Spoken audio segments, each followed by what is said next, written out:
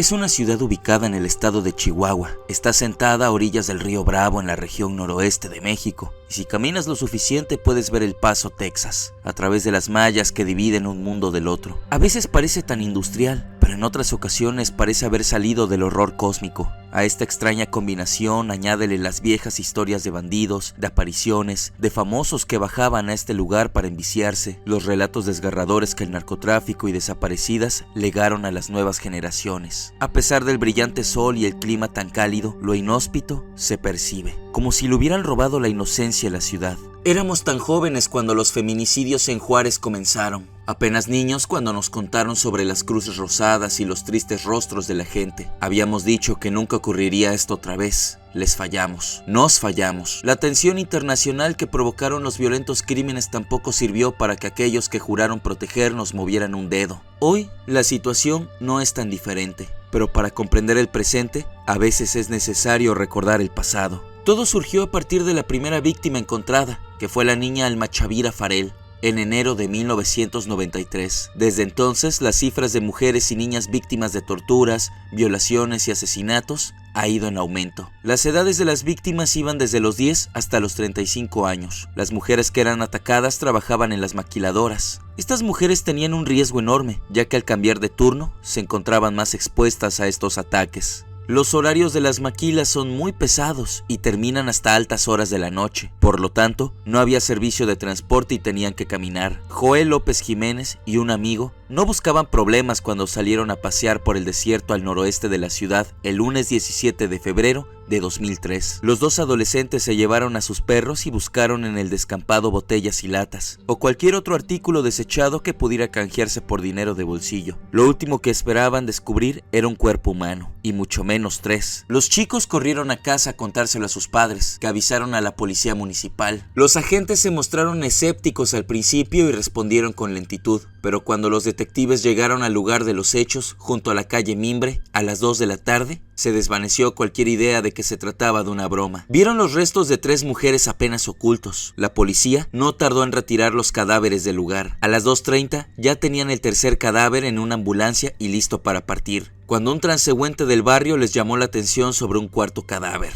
un poco alejado de los demás. La mayoría de los reporteros locales ya se habían marchado, pero Miguel Perea, fotógrafo del diario Norte, se quedó para documentar el hallazgo del cuarto cadáver. No eran los primeros cuerpos encontrados en el desierto cerca al suburbio degradado. Otras 2 víctimas habían sido encontradas a poca distancia en octubre de 2002. Una de ellas fue identificada más tarde como Gloria Rivas, de 16 años. Más recientemente, los vecinos de la cercana Lomas de Poleo informaron del hallazgo de otros 3 cadáveres en enero de 2003, pero la policía y el fiscal general Jesús Solís se negaron a confirmar o desmentir la información. La historia dio un giro aún más extraño el miércoles 19 de febrero, cuando las autoridades identificaron 3 de las víctimas. Se trataba de Juana Sandoval Reina, de 17 años, desaparecida desde el 23 de septiembre de 2002. Esmeralda Juárez Alarcón, de 16 años, vista por última vez el 8 de enero de 2003, y Violeta Alvidrez Barrios, de 18 años, desaparecida el 4 de febrero de 2003. Ambas fueron vistas con vida por última vez en el centro de Ciudad Juárez.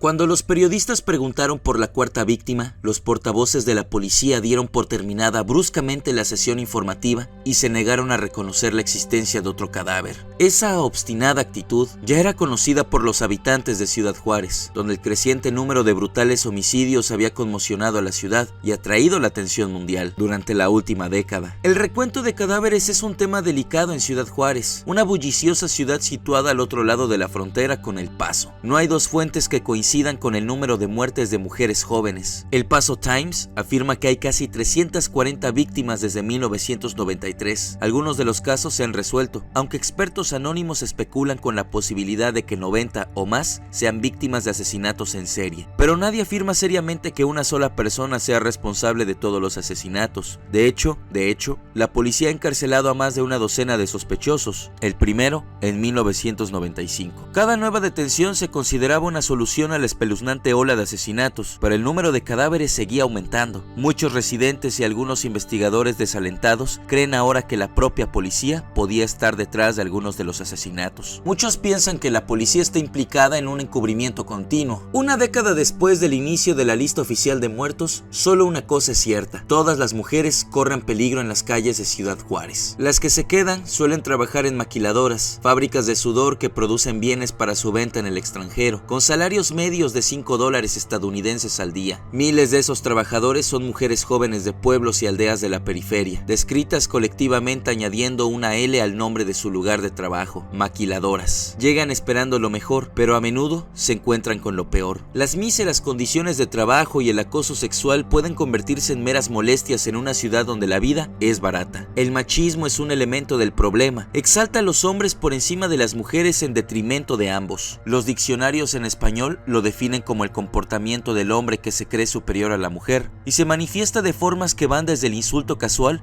hasta, según algunos, el asesinato ritual. La corrupción también juega su papel. El sistema judicial está totalmente corrompido por el dinero de la droga. La policía gana tan poco que el soborno es una práctica aceptada. Cualquier delito puede pasarse por alto a cambio de un precio. Sin embargo, está claro que en Ciudad Juárez hay algo más en juego. De lo contrario, todas las ciudades fronterizas desde Tijuana hasta Matamoros compartirían el creciente número de mujeres violadas y asesinadas. Abdel Latif Sharif nació en Egipto en 1947. Décadas más tarde declararía haber sufrido abusos sexuales de niño, presuntamente sodomizado por su padre y otros familiares varones. Emigró a Estados Unidos en 1970 y se instaló primero en Nueva York, donde pronto adquirió fama de promiscuo y alcohólico. Sus conocidos, interrogados mucho tiempo después, recordaban su obsesivo interés por las chicas jóvenes. En 1978, Sharif fue despedido de su trabajo por presunta malversación de fondos y se trasladó a New Hope, Pensilvania. John Pascoe, un antiguo amigo, recordó más tarde una expedición de caza de ciervos con Sharif, en la que al parecer el egipcio hirió a un ciervo y luego torturó al animal moribundo. Pascoe también afirmó que cuando las chicas estaban en compañía de Sharif solían desaparecer, pero nunca se encontró a ninguna de las presuntas víctimas. Pascoe afirma que puso fin a su amistad en 1980.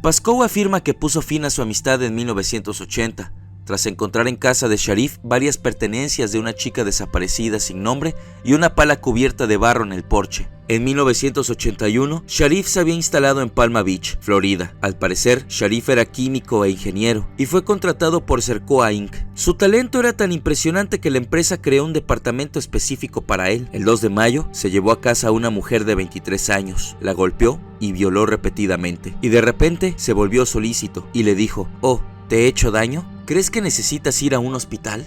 Sercoa financió la defensa de Sharif en ese caso, y de nuevo en agosto, cuando atacó a una segunda mujer en West Palm Beach. Sharif quedó en libertad condicional por la primera violación y solo cumplió 45 días por la segunda. Sercoa despidió a Sharif al año siguiente, debido a sus crecientes facturas judiciales. Entre el arresto de Sharif y la primera semana de abril de 1996, al menos otras 14 mujeres fueron asesinadas en Ciudad Juárez. Sus edades oscilaban entre los 10 y los 30 años. Cuando se conoció la causa de la muerte, 10 habían sido apuñaladas, una tiroteada y una estrangulada. Al menos 4 sufrieron mutilaciones no especificadas tras la muerte, y una víctima, Ariadna Torres, de 15 años, encajaba en el patrón de otras 3 asesinatos, con el pecho derecho amputado y el pezón izquierdo mordido. La continua matanza desmintió los informes oficiales de que la oleada de homicidios en la ciudad había terminado con la detención de Abdel Sharif. Los residentes estaban asustados, la policía local estaba avergonzada, necesitaban una explicación para los asesinatos, pero una no exonerará a su principal sospechoso. Su deseo se cumplió el 8 de abril de 1996, cuando se descubrió el cadáver violado y mutilado de Rosario García Leals, de 18 años. Entre los interrogados en el último caso se encontraba Héctor Olivares Villalba, miembro de una banda callejera local llamada Los Rebeldes. Bajo custodia, Olivares afirmó haber participado en el asesinato de García el 7 de diciembre de 1995. Afirmó que media docena de rebeldes estaban implicados, incluido el líder de la banda, Sergio Armendáriz Díaz, también conocido como El Diablo. Armados con la confesión de Olivares, que más tarde se retractó por considerarla producto de la tortura policial, los agentes asaltaron varios clubes nocturnos y detuvieron a 300 personas. Eliminaron a otros 9 rebeldes, entre ellos Armendáriz, Juan Contreras Jurado el Grande, Carlos Hernández Molina, Carlos Barrientos Vidalés, Ronel Cerniceros García, Fernando Güermes Aguirre, Luis Andrade, José Juárez Rosales y Erika Fierro. Los 9, junto con Olivares, fueron acusados de conspirar con Sharif para liberar de la cárcel asesinando a mujeres de la localidad. Los 9, junto con Olivares, fueron acusados de conspirar con Sharif para liberar de la cárcel asesinando a mujeres de la localidad y hacer así creer que el destripador original seguía en libertad.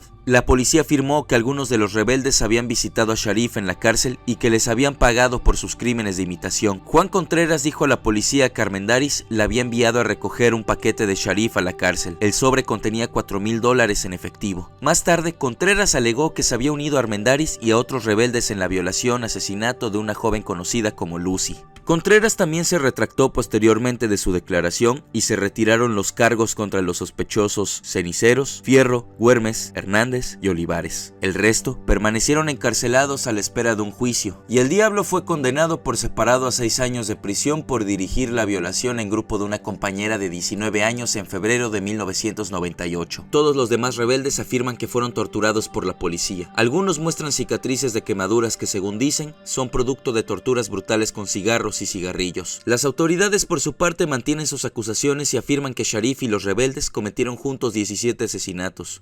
El primer trimestre de 1999 trajo consigo el catálogo habitual de matanzas, al menos 8 víctimas femeninas más. El juicio de Abdel Sharif por el asesinato de Elizabeth Castro comenzó el 3 de marzo, pero si las autoridades pensaban que resolverían el caso, estaban tristemente equivocadas. En las primeras horas del amanecer del 18 de marzo, una niña de 14 años se tambaleó hasta la puerta de la casa de un desconocido en las afueras de la ciudad. Ensangrentada y sollozando, contó su historia de violación y casi asesinato. Dijo que había sido agredida y casi asfixiada hasta la muerte por las manos de un conductor de autobús de una maquiladora llamado Jesús Guardado Márquez. Sus apodos eran el Drácula y el Tolteca. Una comprobación de los antecedentes de Guardado reveló una condena previa por agresión sexual. Cuando la policía fue a buscarlo, había desaparecido de Ciudad Juárez con su mujer embarazada. Las autoridades de Durango detuvieron a Guardado unos días después. Guardado afirmó posteriormente que había sido golpeado por la policía a su llegada a Ciudad Juárez. Los agentes contraatacaron afirmando que Guardado había confesado múltiples asesinatos y nombrado a 4 cómplices. Los otros hombres detenidos eran Víctor Moreno Rivera, el Narco, Agustín Turibio Castillo, el Kiani, Bernardo Hernando Fernández, el Samber, y José Gaspar Carballos Chávez, y José Gaspar Cervallos Chávez, el Gaspi. Todos eran conductores de autobuses de maquiladoras, apodados colectivamente los choferes. La policía afirmó que Moreno era el cabecilla del equipo de violadores y asesinos, y que colaboraba con Abdel Sharif en otro plan de imitación destinado a sacar a Sharif de la cárcel. Acusados de un total de 20 asesinatos, todos los choferes negaron haber participado en los crímenes. Dijeron que su reclusión había sido brutal, que los habían golpeado, asfixiado y electrocutado. La tortura, dijeron,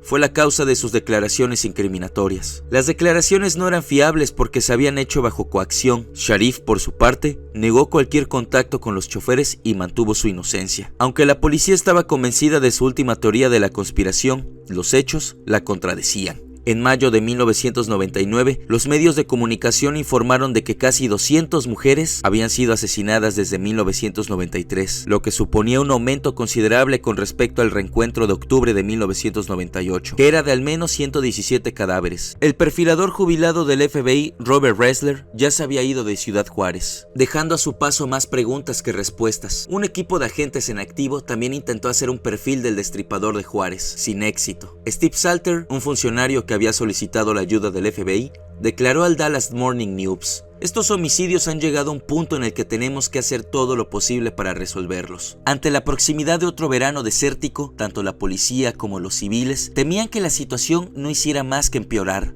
Las teorías florecieron en Ciudad Juárez a medida que el número de víctimas seguía aumentando durante 1999 y el año 2000. Los informes de prensa del verano del 99 solían ofrecer recuentos de entre 180 y 190 cadáveres, a veces acompañados de un recordatorio de que al menos 95 mujeres seguían desaparecidas. Las autoridades chihuahuenses afirmaron que agentes del FBI habían avalado su condena de Abdel Sharif, mientras que los gendarmes del Paso lo negaban indignados. El advenimiento de un nuevo milenio no alivió en nada el calvario de Ciudad Juárez. El martes y el miércoles 6 y 7 de noviembre de 2001 se encontraron los restos óseos de otras 8 mujeres en un terreno baldío a 300 metros de la sede de la Asociación de Maquiladoras, un grupo que representa la mayoría de las plantas de ensamblaje de productos de exportación propiedad de Estados Unidos. La policía anunció la creación de un grupo de trabajo especial para investigar los asesinatos y ofreció una recompensa de $21,500 por la captura del asesino o asesinos. Pero el nuevo despliegue de energía no consoló a nadie. En enero de 2003, las estimaciones publicadas sobre el número de cadáveres oscilaban entre casi 100 y 340. Ya nadie intentaba tabular los desaparecidos. El número de sospechosos era una incógnita. En los informes de prensa se especulaba con algunos sospechosos más. Entre ellos, Pedro Padilla Flores, exresidente de Ciudad Juárez, condenado en 1986 por la violación y asesinato de 2 mujeres y una niña de 13 años. Confesó otros asesinatos, pero no fue acusado. Padilla se fugó en 1991 y sigue en libertad. Armando Martínez, alias Alejandro Maínez, detenido en 1992 por el asesinato de una mujer en la ciudad de Chihuahua. Fue puesto en libertad accidentalmente y posteriormente desapareció junto con su expediente policial. La acusada de asesinato, Ana Benavides, acusada de matar y descuartizar a una pareja de Ciudad Juárez y a su hijo en 1998, afirma que Martínez cometió el triple asesinato y la inculpó de su crimen. Carlos Cárdenas Cruz y Jorge García Paz, exagentes federales mexicanos convertidos en fugitivos. Se les busca para interrogarles sobre la desaparición en 1998 de Silvia Arce, de 29 años, y Griselda Mares, de 24, presuntamente asesinadas por la policía en una disputa errónea sobre unas armas robadas. Pedro Valles estaba destinado a investigar los asesinatos de Ciudad Juárez cuando mató a su novia en la Academia de Policía Estatal en el 98. Sigue prófugo. Dagoberto Ramírez, otro policía de Ciudad Juárez, despedido en el 99 tras ser acusado de asesinar a su amante. Ramírez fue puesto en libertad tras afirmar que la mujer se había suicidado. Las autoridades policiales no le readmitieron. Julio Rodríguez Valenzuela, ex jefe de policía de la zona suburbana de El Sausal, acusado en abril del 99 de intentar violar a una chica de 16 años cerca del lugar donde se habían cometido 2 asesinatos posteriores. Julio Rodríguez Valenzuela, ex jefe de policía de la zona suburbana del Sausal, acusado en abril de 1999 de intentar violar a una chica de 16 años cerca del lugar donde se habían cometido 2 asesinatos anteriores. Las autoridades de Chihuahua informan de que huyó al Paso a Nuevo México y sigue prófugo. Sergio Hernández Pereda, policía del estado de Chihuahua hasta 1997. Huyó al año siguiente poco después de que asesinaran a su esposa. Sigue prófugo. Melchor Vaca, ex policía federal, prófugo desde hace 8 años. Huyó tras matar a un amigo de su mujer en el juzgado donde ambos trabajaban. También se apresuran a llenar el vacío las teorías de la conspiración, entre ellas sectas satánicas, reviviendo los recuerdos de los asesinatos cometidos por seguidores de Adolfo Constanzo en Matamoros en los años 80. Algunos chihuahuenses afirman ver una mano oculta, cosechadores de órganos. Un mito urbano del que se han hecho eco algunas películas y novelas. Tiene una resonancia espeluznante en Ciudad Juárez. Los rumores afirman que se extrajeron órganos vitales a algunas de las víctimas. La policía. Al menos 10 mujeres de Ciudad Juárez han acusado a agentes de policía de secuestro y agresión sexual en los últimos 5 años. No se han presentado cargos, pero los investigadores afirman que sospechan de un policía anónimo en los asesinatos en 1995 de Elizabeth Gómez, de 29 años, y Laura Inere, de 27. Cárteles de la droga. Las autoridades sospechan que algunos de los chihuahuenses asesinados y desaparecidos eran adictos o contrabandistas de poca monta, ejecutados porque sabían demasiado. Un informe del FBI responsabilizaba a narcotraficantes anónimos del asesinato bajo tortura en febrero de 2001 de Lilia García, de 17 años, encontrada a 100 metros del lugar donde se descubrieron otras 8 víctimas en noviembre de 2002. Y este fue un video más en su canal Gaps Lifestyle. Agradeciendo a todos ustedes porque me ayudaron a llegar a los 1000 suscriptores. Gracias por estar aquí.